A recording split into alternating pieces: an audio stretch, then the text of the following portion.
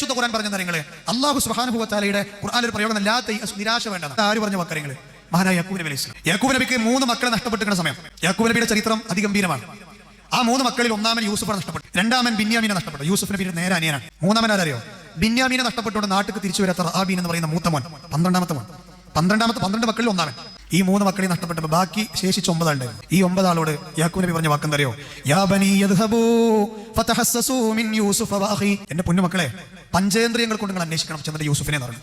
45 കൊല്ലം കഴിഞ്ഞ് യൂസുഫിനെ നഷ്ടപ്പെട്ടിട്ട്, എന്നിട്ട് നിരാശ കൈവിടാതെ, പ്രതീക്ഷ കൈവിടാതെ, നിരാശനാകാതെ മഹാനായ യാക്കൂബ് നബി പറയാണ് ഫതഹസ്സസൂ, പഞ്ചേന്ദ്രിയങ്ങൾ കൊണ്ടുള്ള അന്വേഷണത്തിനെ പറയാം. എന്നിട്ട് എന്ത് ചെയ്യാ? വലാ തൈഅസൂ മിൻ റൗഹില്ലാ, അള്ളാഹുവിന്റെ റാഹത്തിനെ കുറിച്ച് നിരാശപ്പെടാൻ പാടില്ല, അള്ളാന്റെ സമാധാനത്തെ കുറിച്ച് നിരാശപ്പെടാൻ പാടില്ല. ഇന്നഹു ലാ യയഅസു മിൻ റൗഹില്ലാ ഇല്ലൽ ഖൗമുൽ കാഫിറൂൻ. ആർക്കാ നിരാശപ്പെടാൻ കഴിയുക? കാഫിറുകൾക്കാണ്. അപ്പൊ അള്ളാന്റെ പ്രതീക്ഷയെ കുറിച്ച് നിരാശ ആർക്കുണ്ടാവുക? കാഫിറുകൾക്കാണ്. അത് കാഫിറുടെ സ്വഭാവമാണ്. അതുകൊണ്ട് സഹോദരങ്ങളെ, അയ്യൂബ് നബി അലൈഹി സ്വലാത്തു വസ്സലാം 18 കൊല്ലം കഴിഞ്ഞിട്ട് വടിമ കുത്തി എണീറ്റുന്ന ചരിത്രം.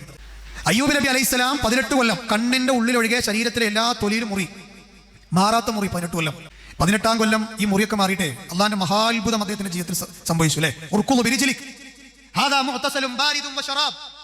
അയ്യൂബെ, താങ്കളുടെ കാലം നനക്കുക. കാലിന്റെ അടിയിൽ നിന്ന് എന്താ വന്നത്? ബാരിദും വശറാബ്, തണുത്ത കുടിക്കാൻ പറ്റുന്ന ബാരിദായ ഷറാബ് വന്നതാണ്. വെള്ളം വന്നു, അതിൽ മുങ്ങാൻ പറഞ്ഞു. മുങ്ങിയപ്പോൾ ശരീരത്തിലൊക്കെ മാറിയാണ്. ഭാര്യ വരെ അത്ഭുതപ്പെട്ടു പോയല്ലോ. നിങ്ങൾ എന്റെ ഭർത്താവിനെ പോലെ ഉണ്ടല്ലോ എന്നാണ് പെട്ടെന്ന് കണ്ടപ്പോൾ ഭാര്യ പറഞ്ഞു. അയ്യൂബ് നബിനോട് തന്നെ പറയുന്ന ഭാര്യ, നിങ്ങൾ എന്റെ ഭർത്താവിനെ പോലെ ഉണ്ടല്ലോ. അങ്ങനെ മാറി.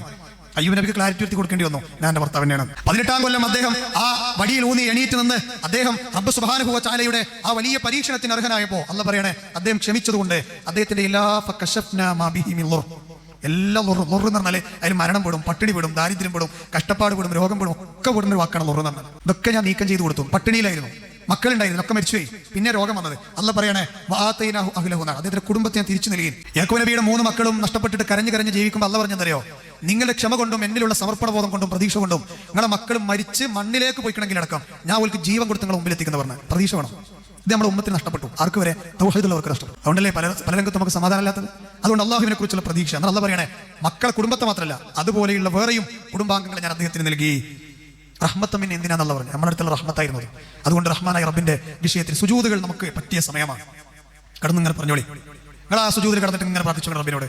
കുറെ നല്ല ഫ്രീ മൈൻഡോടെ നമുക്ക് എണീക്കാൻ പറ്റും. രാവിലെ പറ്റുമെങ്കിൽ തഹജ്ജുദിന് എണീറ്റിട്ട് നിങ്ങൾ വന്ന് പ്രാർത്ഥിച്ചു നോക്കണേ.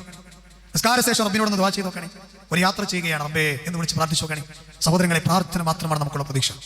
നമ്മൾ കുടിക്കുന്ന എന്തൊക്കെ മരുന്നുകളുണ്ടോ, എന്തെല്ലാം ചികിത്സകളുണ്ടോ, അതിനേക്കാളൊക്കെ 10 മടങ്ങ് എഫക്റ്റാണ് പ്രപഞ്ചങ്ങളുടെ പ്രകാശമാണ്. ഇതുകൊണ്ടാണ് അത്ഭുതങ്ങൾ സൃഷ്ടിച്ചതാരെ മുൻകഴിഞ്ഞു പോയ ആളുകൾ. അതുകൊണ്ടാണ് റബ്ബ് പറഞ്ഞത് വലാ തൈഅസു വലാ തഖ്നതു എന്നൊക്കെയുള്ള പ്രയോഗം പരിശുദ്ധ ഖുർആനിൽ എമ്പാടും നമുക്ക് കാണാൻ കഴിയും.